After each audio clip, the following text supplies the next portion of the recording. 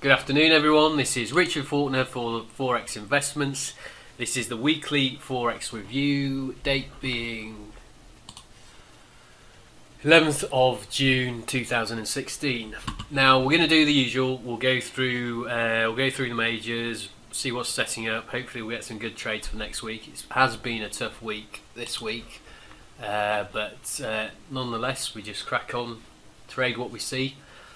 And hopefully make some money in the markets. And then what I'm going to do is I'm not going to go through my entry system because it's going to be very unfair on people who have paid good money to learn how to enter the market.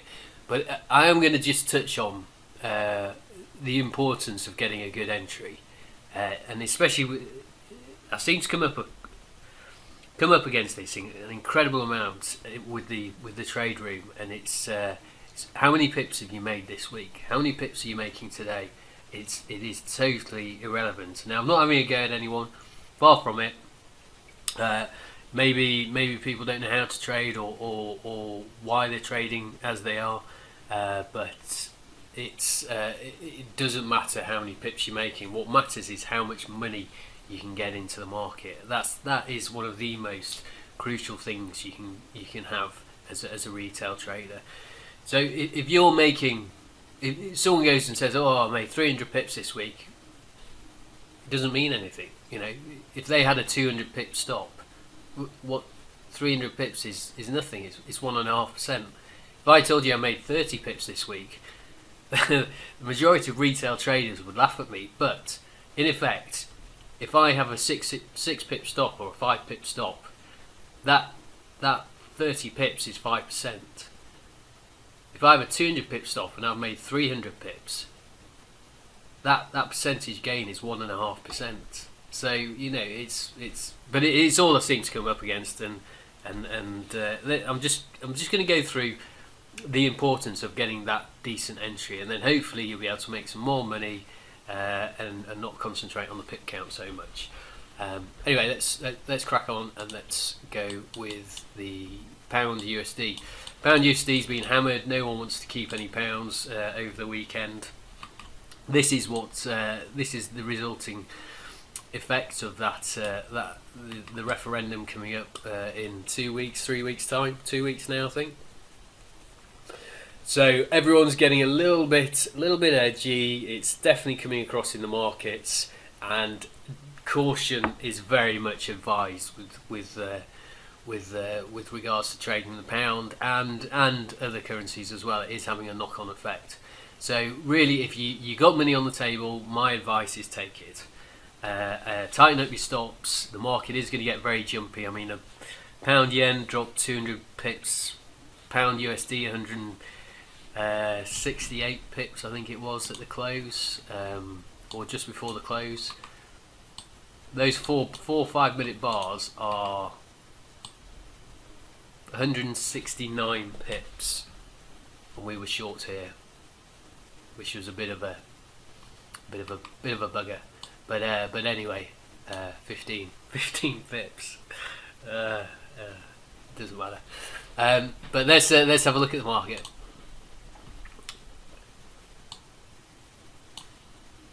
And there I go, talking about pips. it's just ironic, isn't it? But I'll explain what I mean by the pip count and what have you a bit later on. So here we go. Again, same old. We're still looking at the same thing for the pound. We've actually come into the level now. Finally, after all this time. We're at the level. So this was the level that I was really looking for, and we just sailed straight through it. There was no buying opportunity at this level. So, just because it's a level, I've said it before, don't buy a level for being a level. This is what happens. That was a 119 pip stop run through that level. However, this level is looking good. Again, caution's advised. We are in the death roll, so to speak. coming up to the EU referendum. So is this going to hold? Who could we gap down? It just depends on what polls come out over the weekend, which will obviously ultimately decide where this goes. However, Monday, if all things being good, this is what we're going to be looking at. So what is going to be the trade idea? These are your two levels, and this is where we sailed down and through to the first level and into the second level. Now this here is a 21 pip range. However, we sailed through this level and there was no buying opportunities. There's no buying coming into this market. This is all selling. Just do not buy the market when you see all selling. This is a falling knife as well. And I'm going to explain the difference between this and our last trade on the USDJPY, which was a good end to the week. But this, you've got nothing to the left here. We've got nothing of any significance. Selling's coming into the market and it's coming in hard. Just don't buy the market here. This is a bad idea to buy the market when you see this hard selling coming into the market. What I mean by there's nothing to the left. For example, there is price action to the left here, but there's no price action to the left here. This is a significant difference between here, this level here, and this level here. So there's nothing to the left here. There's nothing to stop this. Yes, there's a couple of fib lines, but they're immaterial. It doesn't matter. A level is just a line in the sand. You trade that, you're going to lose a lot of money. This is slightly different. This is tradable, and that's because we have price action to the left here. You know, you can argue how far back do you go? Well, I think a week is a decent amount of time. What you really want to be seeing for a reversal here in the markets is something. Even if the market goes and does this, and you think, "Oh, I'm missing the trade. I'm missing the trade. I'm missing the trade." Doesn't matter. Just wait. And then you will have something to the left to lean against. And then the market. This is a far better trade than trying to catch something like this, which is a falling knife. And I'll show you. In fact, I'll show you now on the USDJPY. So this is a USDJPY. This here, in effect, is a falling knife. Now, this is going to scare a lot of people into not trading this market. This here was an amazing setup. You know, you just going right into the close, trying to squeeze every single last pip out of this trade before the close, because I didn't want to hold it over the weekend. So this was 5 minutes before the close, and then obviously we exited here. But this here isn't a falling knife, so to speak. It is a down move, and it looks like a falling knife, and it's pretty intimidating. But let's have a look at this on the 1 hour chart. You see here's your price action to the left. So that is not, in effect, a falling knife.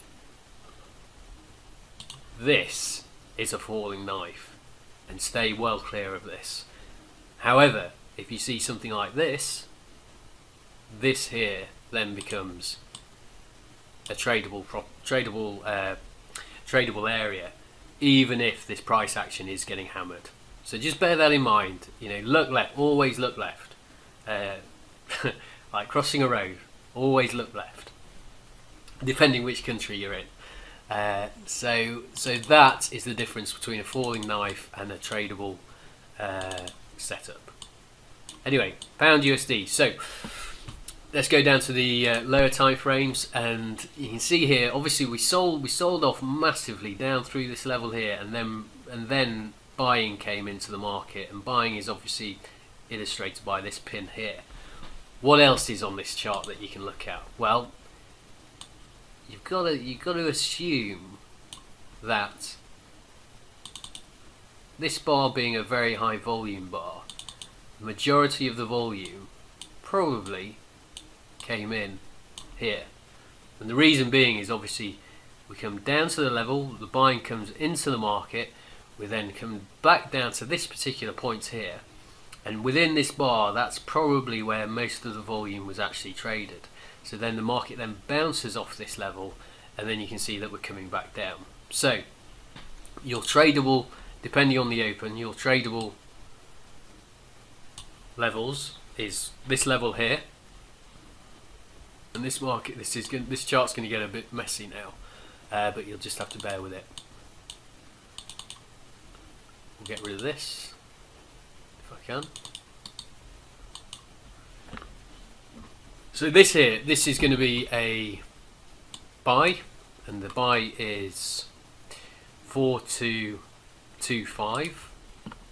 Reason being, it's no longer a falling knife. We have price action to the left. The other option is a buy down here. You're going to want to see buying coming into the market. This is another stop hunt below all this volume here. So we're going to want to see some sort of buying, i.e. a green bar, to come into the market here. And then ultimately you're going to struggle at this level here. Okay, so this is where the buying, the selling started, and everyone started clearing the books for the weekend. Selling started there, so selling will come back in at this particular level here. So 4355 is a target. Now, it doesn't look very big, but that is, for argument's sake, if we take that there, that's 133 pips. So it's a fairly decent. That's a fairly decent move. You can make a lot of money in that, especially if you're getting a really nice tight stop. So that's the pound, and then ultimately, if that doesn't work, then we're going to be looking this level down here, and then eventually this level down here. So this is the daily chart, and those are going to be your levels. So 4,000 round number. That's a pretty nice level, and then ultimately the lows at 3,805. On the way up, levels that you're going to have problems with, or levels that you actually may want to be selling the market in to get down to these lower levels, is certainly where did we say this level here is a good, the 4355 level. It could be a decent selling level. And then higher up, we're going to be looking at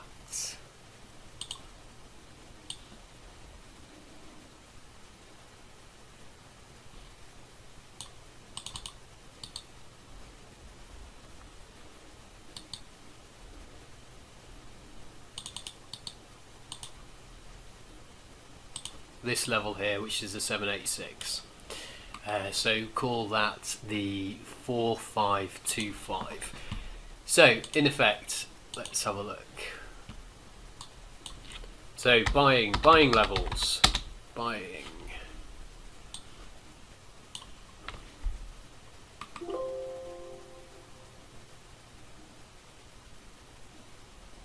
So buying is 4230, 4230 and 42. Let's not make that 42. 4190. Selling levels.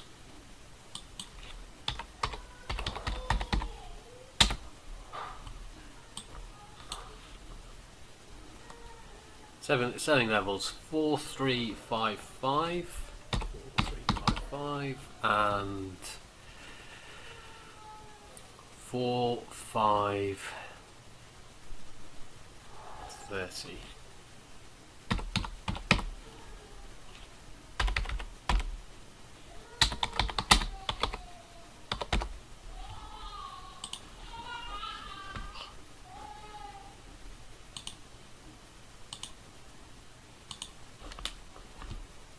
Okay, so there's your buying, there's your selling. Selling and buy. So that's the pound USD. Let's have a look at Euro USD.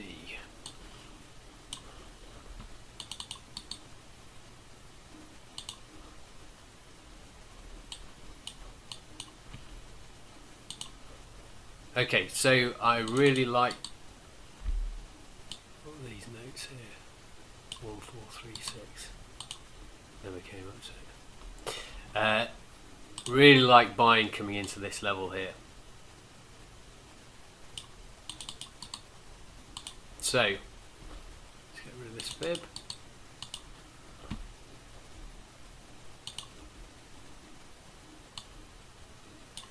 So this level here, we're going to narrow this down because that's a big range. So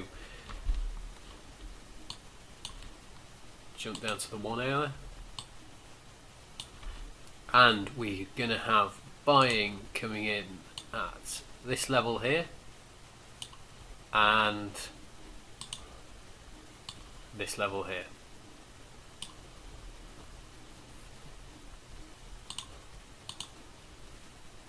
Again, just simple stuff, fib levels. So 1 to 20 and 1165.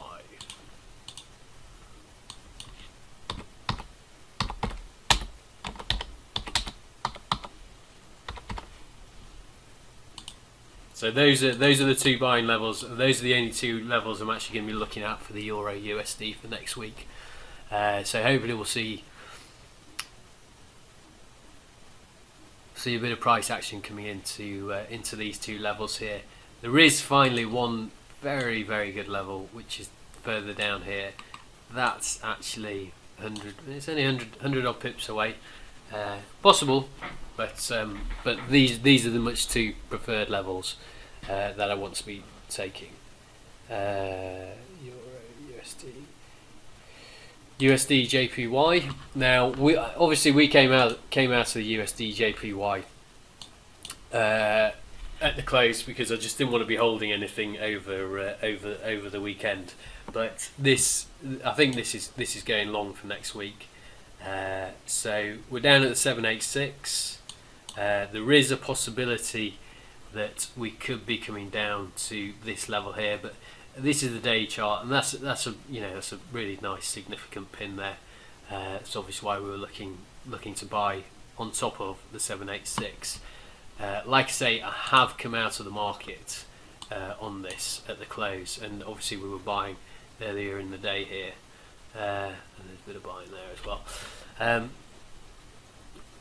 So as far as an entry is concerned, I don't really have one for this particular chart. All I can say is that we are looking long, and we're looking to go long for the rest of the week, providing we don't have some catastrophic news come out, or the Brexit polls are favouring the Leave camp, and then all hell start breaking loose and flights of safety, etc.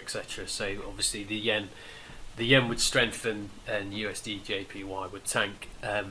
But in effect, for next week, we're going to be looking for buy positions, and I'll run through how you're going to get yourself into the market, because unfortunately there is no setup here at the moment. Finally, USD CAD, and then we'll move on to entries and pip counts. USD CAD. Okay. So USD CAD, we were buyers in last week's Forex weekly review, and that's exactly what we've been doing. Now, again, bit of a falling knife scenario. Now I think if I just bring the daily up, my call was by the 618 level on the USD CAD, which came in here 618. So we actually ran 80 pips down below the USD CAD. USD level, the 618 level, before we actually looked like we were going to reverse. So again, this is a long way back. So just be very wary about buying falling knives, and you want to see a reaction before you actually start to think about getting into the market. So obviously this was actually a losing trade, this one here, 7 pips. Came down to the 618, ploughed through it, bit of buying came back into the market, and then a big buying bar came into the market, and that signals the all clear to start buying this market. You know, if 618 held to the pip every single time, then that's all anyone would ever do. They'd just buy the 618, and life's just not that. The Forex markets just don't work like that. This was why, after obviously we had this little losing trade here, I mean this was a scalp, 7 pips, doesn't matter. We then wanted to see some buying coming into the market, and then we started to hammer the market fairly significantly after that. And again, unfortunately, we've got no actual trade setup. We're just looking long. So you're long USDcad, long usdjpy, and that's going to run for the course of the week. Obviously, oil started to come off. It hit 52, 51, maybe Brent hit 52, which is great. So this is just going to add weight to this trade now. And we're going to be looking to be buyers back on oil, possibly back down the 38 area if we get back down there. So this should give USDcad some room to move now.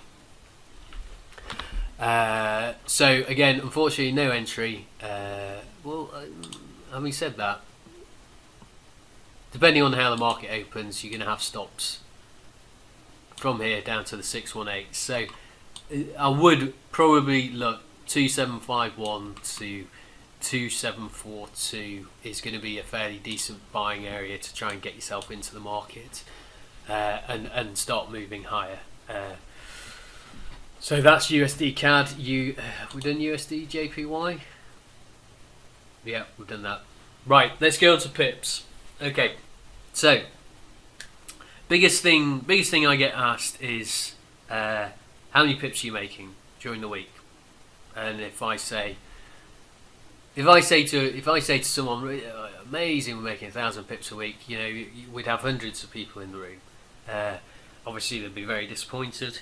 But unfortunately, it's all people seem to care about. If I said to someone, "I'll give you 6 pips a day," they're going to laugh in my face. If I say to a professional trader or a fund manager, "I'll give you 6 pips a day every day," they would snap my hand off. And the reason being is because A, it's if you can do it, you're consistent, and B, if you are doing it, then you're going to have 6 pips a day. The professional trader wouldn't take 6 pips a day on a 100 pip stop. He takes 6 pips a day on a 3 pip stop, and that's what I mean by it doesn't matter by your pip count.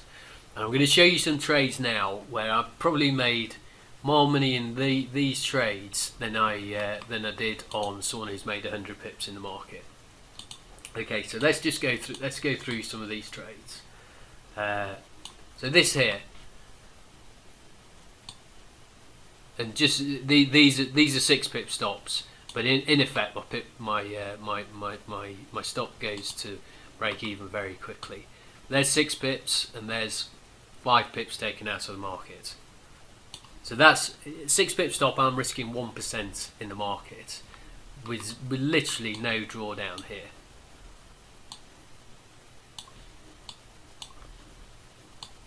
This trade here was a monster. It was an absolute monster at the end of the day. And I'm just going to go into this into a bit more detail. Okay, so basically we had our first entry here, and the stop goes below the low. So we had 7. That was 7 pips. 7 pip stop. I take 1% on 6 pips. So there we go. The second trade was here, and that was a 4 pip stop, and we took 4 pips there. And then this ran for 30 pips. So I risk 1% here, risk 1% here. That ran for 31 pips. I think that netted me 5%, and obviously that one there netted me another 1%. So that's 6%. Now that's only a 30 pip move, but that netted me more money in one day than someone who would have done 300 pips in a week. And the reason being is because it's the size of your stop. Now in the trade room, I'm not going to be able to get you into the market with a 6 pip stop. The reason being is because A, I can't trade the managed accounts and trade the trades across in the trade room and get your stops to break even, because with the trade size that's going on with these trades here, I need to have my stops break even pretty quickly, because I don't want to be taking more than a 6 pip loss. I don't really want to be taking any loss, and I certainly don't really want to be taking any drawdown. So it takes an immense amount of concentration to get yourself into the market, as opposed to, you know, getting myself into the market and getting the rest of the room into the market. So in effect, you know, the stops in the room are going to be much bigger. But the difference is, being with this trade here, is that we've got what looks like a falling knife, but if we actually break this down, and this is what I go through in the weekly reviews, it's exactly the same setup, but on a 15-minute chart. So what have we got here? We've got buying coming into the market. Same thing, different day, different chart, different time frame. We've got base camp here. We started buying the market here. I didn't particularly like it, to be honest with you. Got a bit edgy about it. Anyway, obviously stop has to go below there. That's 13 pip stop on that. And you can see I actually exited the market before our actual stop hunt here. It was taking so long to get up there, and we were faffing about so much. I was like, there's something wrong about this. This is not right. But anyway, so you got your base camp here. With this in mind, this then creates a bucket load of stops down below here. The market then rolls over, grabs those stops, and this is where we made the majority of our money. Now, this bar here, this is your clue. This is your stop hunt bar. I mean, you can tell this because of the size of it. This finally collects all the last stops that are in the market, and also induces people to start selling the market, because they start panicking, thinking, well, I'm missing the trade, that's it, I've got to get on this trend, it's a falling knife, we're going to make a fortune, blah blah blah. And in effect, all that is allowing the bigger traders to fill their positions and then start to move the market up. So you'll never see me buy this bar, because there's nothing to say that they're going to stop hunt further and then stop hunt further, and finally, until they've got their positions filled, do they decide to reverse the market. Your trade is here and here. You want to see buying coming into the market, not selling, buying on a selling bar. If you're buying on a selling bar, you're going to get screwed. Every single time you're going to get screwed. You don't know when this bar's going to stop. So why buy it? You want to see buying coming into the market, and then that's when you can get your 6 pip stops. And with your 6 pip stops, you're going to make an absolute fortune. 100 pip stops, you're going to find it very. I mean, I go through this time again. 100 pip stops, make 100 pips, you're going to find it very difficult. 6 pip stops, get stopped out a couple of times. You know, it's no big deal. It's 6 pips. Get stopped out once on 100 pips, then that's a couple of days' work gone. And then you've got to do it all again and make your 100 pips back. I mean, it's just madness. Anyway, so in effect, what I'm saying to you is the pip count doesn't matter. I mean, ultimately, you do want to try and take as much as you can out of the market, and that's why I was here till the last throws of the market, trying to squeeze every single last pip out of this, because we know we were in a good trade. But again, that trade there covered my stop and made my money. So in effect, you can then let this one run, and this is a hit. This is almost like a hit and hope. And you'll come in. You'll see the selling coming back into the market, and if you hadn't taken this here, then you may be inclined to sell the position here. And again, this comes back down to psychology as well, because you've made your money here, so why not try and hit a home run with this one here? And that's in effect what we did. You know, we absolutely smashed it out of the market, out of the ballpark, because we'd already made our money. So the stress is off us. You know, when we start seeing selling coming into the market again, Yes, it's uncomfortable. Yes, you don't want to see it. I mean, ideally, you saw this move on the way down, so you want to see that move on the way back up. But this is trading. That's not going to happen. So, if you can get your 2 positions into the market, and on very, very small or no risk, i.e. once the market moves, get your stop to break even straight away, take your first position off, make your 1%, don't make your 100 pips, who cares about your 100 pips, make your 1%, make your money, and then go and try and hit a home run. You'll find that you'll make so much more money trading like this than just putting 1 position in the market. So there we go. So that's the trade, and that's why the pip count is totally irrelevant. It's, you know, that is 5% plus that 6% in the market. If I had a 100 pip stop on this, you know, we'd still be holding over the weekend, trying to make 1%, and that's what I'm just trying to drill into people. So we had other little trades. Euro, we had a couple of good sixes on this. Let's have a look. 1 minute charts. This was all the trading from Friday, which were on my charts. So we had a sixer. No, we didn't. We had a four there and a 5 there. So be it. Pretty nice. Pound USD.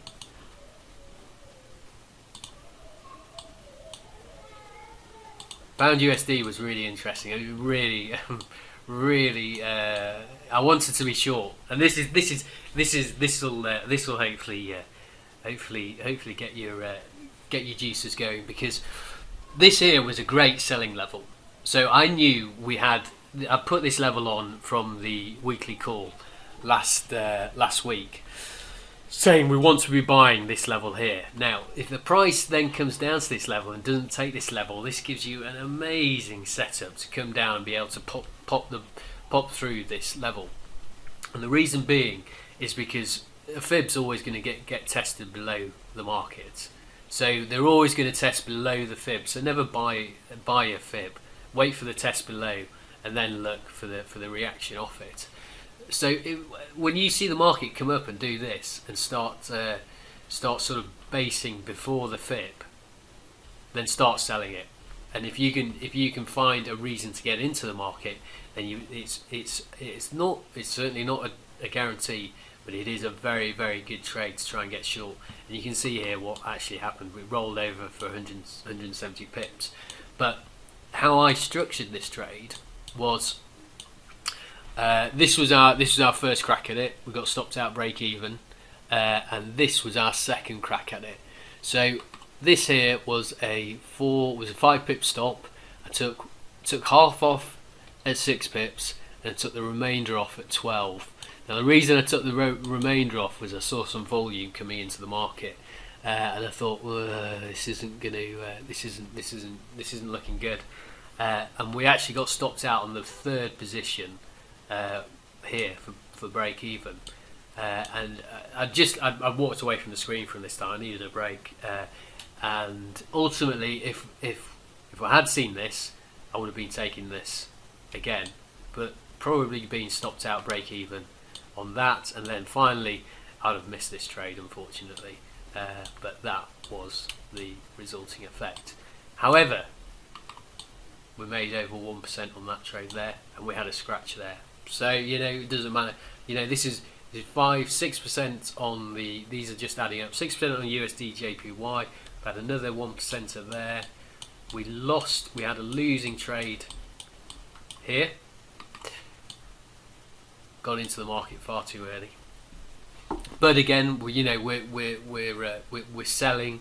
We're selling on a down move. We're not selling on an up move, which would have been this bar here or this bar here. Unfortunately, literally pipped us out by the spread, and then moved, jumped back in, selling on the down bar, which is what you should be doing. Did come and just frighten us a little bit. I didn't have my stop there. That's my stop, but I didn't have my stop there when the price came back up. So stop would have been 6 pips away, so that's only 3 pips away. And then obviously, you know, you can have a look here. It's going to be stops down below here. The market pauses, come out, and then the market goes and does that. So be it. Doesn't matter. We've made. Well, let's just say we lost 1% there, and we gained 1% there. So that, you know, that's a zero sum game. We made a slight profit on it. So that was pound USD. We also had usdcad, which we were hammering all day long. So that was an overnight trade. Again, this was a really nice tight stop. We made really decent money on this one. And then back in the market here with tight stops. We had a loser there, and then news. That was put the stop there before the news came out, and then it just hammered. So there's nothing you can do about that. But again, there's 39 pips, 42 pips, 11 pips. You know, these small trades all add up. It's, you know, you're looking at another 20% day, and this happens time and time again for us. And we're not hitting the ball out of the park with 100 pips, 300 pips a week, 400 pips a week. You know, it's 20s, 30s, 5s, 6s, whatever we can get. But the main takeaway is we're putting decent position size into the market, and not using £1 a point and trying to get 300 pips. You know, which seems to be the retail way. You know, start position sizing properly, and you will start to see some decent changes in your account, and start to make some decent money. But anyway, those are the trades for the upcoming week. Best of luck, have a great week, and I'll see you next week. Okay, thank you, bye bye.